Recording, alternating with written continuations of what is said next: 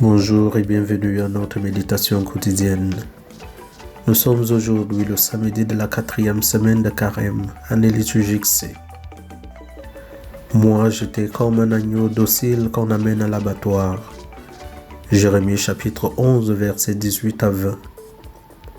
Le prophète Jérémie a été appelé par Dieu alors qu'il était encore jeune pour amener le peuple au Seigneur. Le prophète ne parle pas de lui-même ni du haut de ses réflexions. Il interprète la condition du peuple avec le regard de Dieu sur l'histoire. En dénonçant les péchés d'Israël et les trahisons de l'Alliance, Dieu révèle au prophète ce qu'il doit communiquer à tout le peuple. La prédication du prophète suscite bien sûr une forte opposition. C'est d'ailleurs ce qui arrive à tous les prophètes, hier et aujourd'hui. Jérémie est détesté par beaucoup pour ses paroles. Opprimé par son propre peuple, victime innocente, il se compare à un agneau doux que l'on amène à l'abattoir. C'est une image également présente dans le 4e chant du serviteur souffrant, confère Isaïe chapitre 53, verset 7, et qui fait référence au Messie qui sera également persécuté. Bien que prostré par la souffrance, Jérémie continue à présenter avec confiance son invocation au Seigneur. Il sait que Dieu est un juste juge qui éprouve les cœurs et les esprits. Ces paroles et l'exemple de Jérémie nous aident à comprendre l'histoire de Jésus. En lui, nous voyons tous les prophètes d'hier et d'aujourd'hui, malgré l'opposition du malin, continuent à témoigner de l'amour et à prêcher la paix, même au prix de leur vie. Les avis s'opposent dans le temple au sujet de l'identité de ce rabbi qui est en train d'enseigner.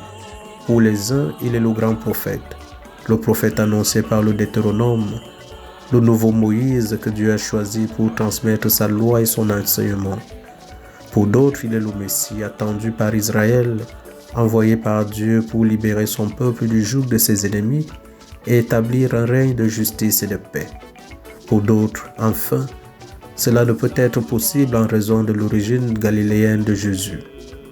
La foule est donc divisée au sujet de Jésus et l'occasion est trop belle pour les chefs de prêtres d'envoyer leur garde pour arrêter ce fauteur de troubles. Toutefois, ces derniers reviennent bredouilles. Aux prêtres qui les interrogent, « Pourquoi ne l'avez-vous pas ramené ?» Ils répondent, « Jamais un homme n'a parlé comme cet homme. » Leur réponse manifeste combien ils ont été impressionnés par les propos de Jésus. Dans leur simplicité, ces hommes ont été stupéfaits et marqués profondément par ce qu'ils ont entendu de la bouche de Jésus. De leur côté, les pharisiens réagissent avec colère et agacement et manifestent ouvertement leur animosité envers les paroles de Jésus. On a l'impression qu'ils leur restent totalement hermétiques, enfermés dans leurs préjugés sur ce rabbi qu'ils voient comme un séducteur, un imposteur, qui trompe les gens ignorants par la fascination qu'il exerce sur eux. En fait, il se situe du côté de ceux qui savent, et pour eux, ceux qui suivent Jésus ne peuvent qu'être ignorants, inaptes à comprendre ce que l'Écriture annonce. Cependant, un homme du Sanhédrin adopte une attitude différente. Il s'agit de Nicodème. Que s'est-il produit pour qu'il se désolidarise ainsi de ses confrères?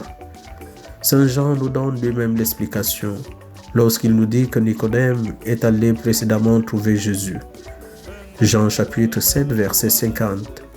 Lui aussi a été bouleversé par sa rencontre avec ce rabbi de Nazareth qui parle avec autorité comme personne d'autre. Et la remarque qu'il fait devant les autres membres du Sanhédrin renvoie au seul lieu de discernement qui vaille, la Torah qui accorde à tout accusé un droit de réponse aux accusations portées contre lui avant que soit prononcé le jugement. Mais le Sanhédrin refuse ce droit à Jésus sous prétexte que l'Écriture n'annonce aucun prophète provenant de Galilée. En fait, ces hommes restent enfermés dans un savoir extérieur à l'Écriture qui va jusqu'à l'instrumentaliser pour la faire corroborer leurs projets et leurs propres préjugés sur Jésus. Comment pourraient-ils reconnaître Jésus pour ce qu'il est vraiment sans s'exposer à sa parole?